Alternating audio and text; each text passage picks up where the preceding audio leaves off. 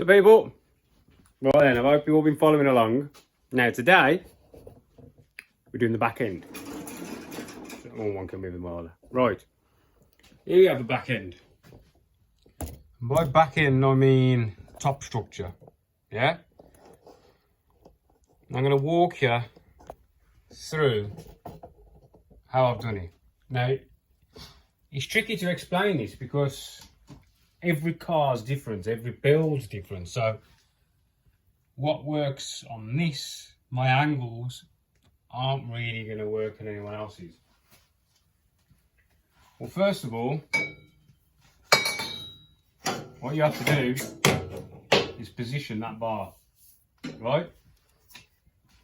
That bar is quite important. One, it's where your shock goes. So you have to make allowances for shock angle. So you don't really want your shock pointing straight down. You always want it leaning away slightly, because under compression, the bottom of the shock will come forward. Right.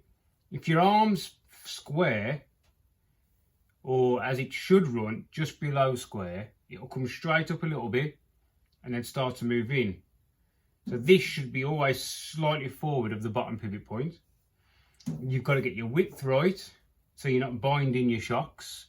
So your distance from here to the other side, plus shock, is where your arm has to be. So this has to be inside of your arms. So then you've got your height. So you've got to get your height right. Your height is to do with your shock travel. So you've got to take into account your bump, your compression, and your droop. So your shock is running in its right position, basically. Then you've got angle of rear bar. So I run mine out of 45 degrees. Right? So once you've got that bar, right, then that bar also corresponds to the top of your door bars. Because ideally, if you have any impact, you want the load to transfer all the way. So you don't really want that mounting here or mounting here when there's nothing behind it to take its load. Yeah? So what I have is my tube, and it runs in line with my door bars. If you look on all my chassis, dumbass. If you look on all my chassis, they all run in line with the door bars. And that's for the shock load, to move it through the car. Yeah? So that's how I like that. It's also normally as straight as I can get it. Like I'm 10 millimeters away from the end of this tube. Yeah? So to make this tube, this is a 45mm cut, and that's, I think, 1 degree out of being square, because you've got to allow not so much for this lean, yeah, because it's up straight. We know it's square, but it's not square that way. It's leaning in. So as the tube goes around this side, it swings up, that way it swings down. So I run my 45mm cut at 1 degree. It gets 1 degree that way, 1 degree, just to pick it up, because if it was square it would be too low. You have to have it 1 degree just to bring it up slightly, and it hooks in. That is a 38mm straight through, depending on the angle that you've got it at there. So to find that angle, you'll just put your degree ring on there, or your protractor even, and just work out that angle, pop it in your notcher, notch it through. But then you've got to work out that angle to this angle, because that can be anywhere, can't it, to find that notch. So to find that angle there is this angle here. So say we want to find out where that's got to be. You'll get your dingly dangly doofer, yeah? Now, I will throw that in my tube notcher, at the angle I require. So, hang on, I can't remember what it was. Hang on, yeah I do, it's 21 degrees. So, I'll just show you. It's just easier. So, I would throw this in there. To say, for instance, 21 degrees. I'll tell you what, actually, it's still on. So yeah, so it's at that degree, right? Now, to find out which orientation I need to put that, because if you think about it, yeah, that there, if I just drop you down so you can see,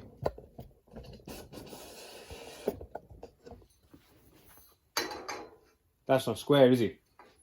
Yeah, that's going down at a slope.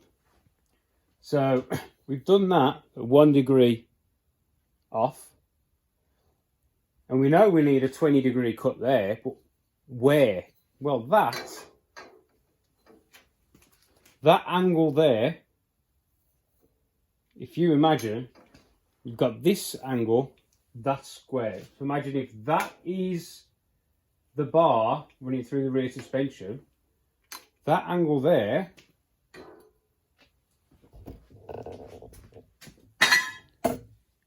is that angle there.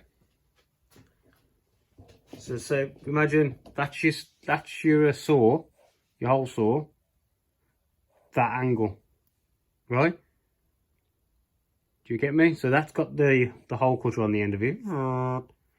That is the angle you need that tube at. So where I had it on there, imagine that is on the same tube. Yeah, like that. See? So that is how you get that angle. It's tricky, but once you do it, you're like, oh, man, that is simple pimple. Yeah? It's all about just sitting down, putting your head together and thinking, well, how am I going to get that angle? Well, it's only angles. Every angle's got another angle to it. Right? So now you've got your big one. This is my big one. And this, for motorsport's got to be 45mm. For motorsports, your main hoop, your front leg, your back leg has to be 45mm. The main 6 points of the cage have to be 45mm with 2.65mm wall. So we've got our 45mm. And straight away I know, let me take that back out, that is 45 degrees, this triangle. So straight away just run a 45 degree notch. It's the biggest my notch will do. In, wash, straight down, 45. Now it's on a bend, so you are going to have to fettle it. It's not going to be perfect. Yeah? So if I show you, you have to fettle it because it's not just a straight cut. You've got this radius and the curvature of the tube radius as well. So you need to fettle that. And you will have to do it fettle here because you're a 45mm tube going onto a 38mm tube. Yeah? So once you've fettled that, a little bit at a time, you've got to work this out. Now, the best way I've figured out to do this is with a little bit of tube. Because you need to put that cut onto that tube. So if you run this sort of at the side, yeah, like if you was to move this that way, say you want it 10mm from the end, this is 45, if you move that tube 55mm that way, yeah, and you've got a bit of tube with a notch on it, just put it in and draw around it, and that will tell you where you've got to run your 45mm through. That way. This is just a square cut as well, because we're near enough on 90 degrees here. Yeah? So this is all a bit much to take in, but it's just angles. All you have to do is figure out, well, if I want that to go through square there, then what angle's that got to be at? Yeah? Well, that's pretty simple, because if you've got it on there, just run a line down here. Just run a line down here. And that line should be, that corner should be 45 degrees, or 90 degrees. Yeah? If that's 90 degrees, on the end of your tube, say you're looking, let me get a bit of a tube for you. Say you're looking down your tube. Where's my pen? Grab me a pen. Sorry about all this moving around. So imagine you've got your line there. Yeah, that's your line. Yeah? And your other tube is here with a line on it. Well, you know it's 90 degrees to it. So you'll stand your tube up. You put that line on there. Straight away across. Turn it 90 degrees. You'll mark there. Mark there. Yeah? There you go. Now you know 90 degrees from there is there. So that is then where your notch is going to be. Yeah? I mean, that is a perfect... Mate, I draw these notches perfect, don't I? Yeah? And then that... So there's the one we drew. Yeah? And then there's your 90 degree one. Don't know if you can see. Yeah? See? Right then. And there is some, the next bit, it's all about preference, right? There's a lot of people do this in a different way. A lot of people will go, oh no, you've got to put your 45mm first. Everyone's in their own, you know, it's up to them. And then you have to notch your 38 onto the side of the 45. Just because it's bigger. Technically, you're better off doing it the other way. Because this rear suspension going up and down, up and down, up and down, it's never going to compress that tube. The only way it's going to go is out. That's what this tube does. This tube,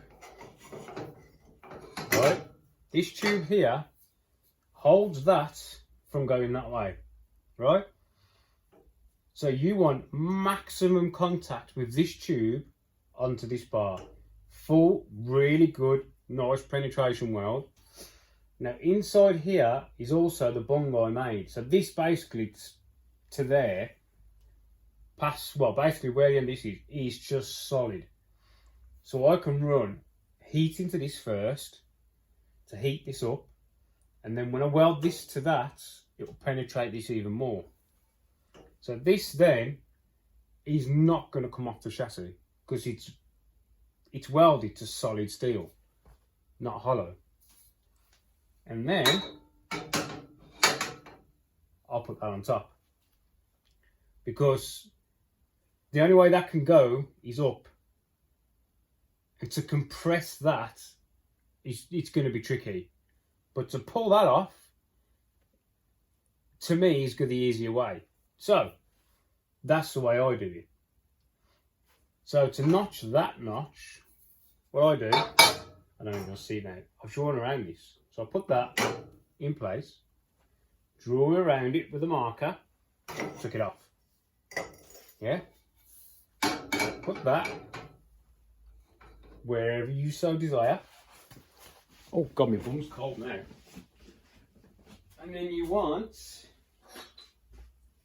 a little bit of tube with just some random notches, just like whatever tube.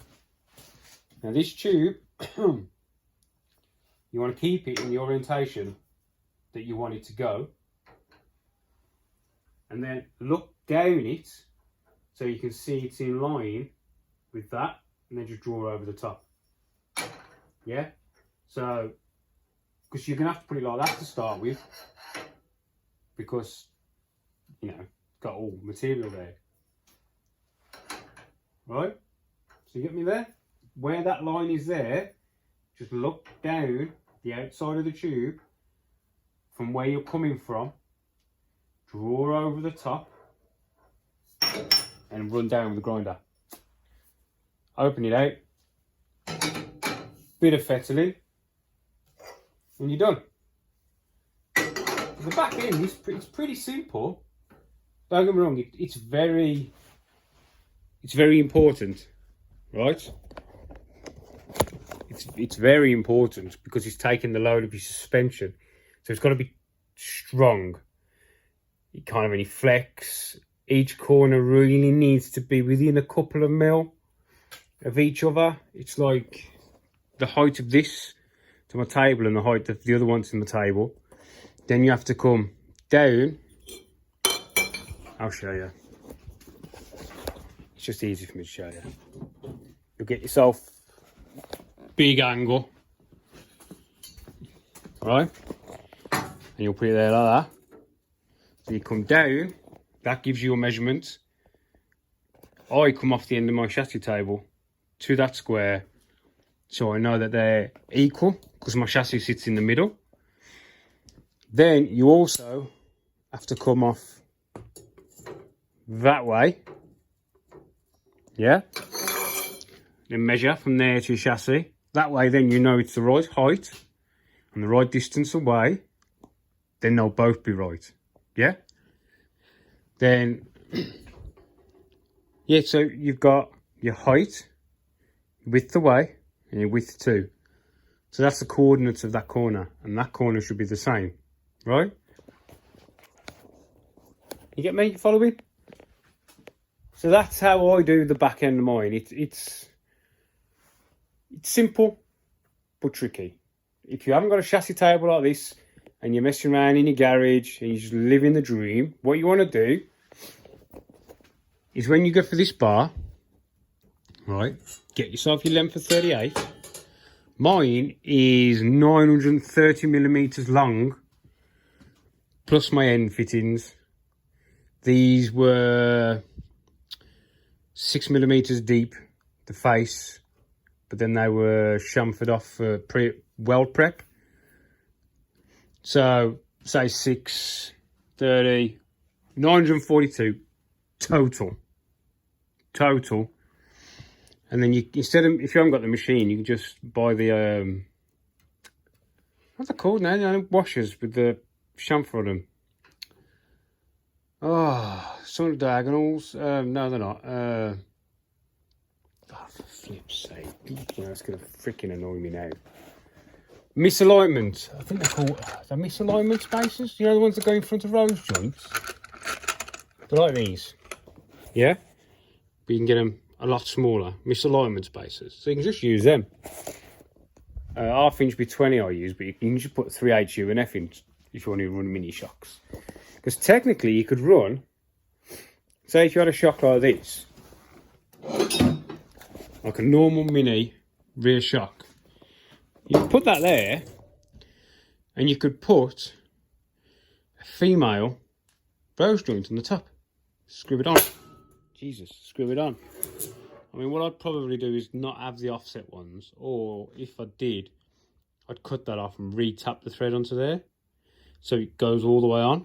And then you could just put normal mini shock on the back, if you wanted to, 3/8. Right, so back. So where was I? Yes, this bar. Wherever your floor is, say if you've got a big piece of wood in your garage that you're building your chassis on, put some wood up to this to hold this exactly where it is. You can't have it moving. Yeah, so get some 3x3 or something nice. 3x2 would probably do. Drill a 38mm hole saw through it. Screw it to the floor so you can slide your bar in. Yeah? So So that way, if you used to get a, 42, something like that, something like a piece of this, yeah?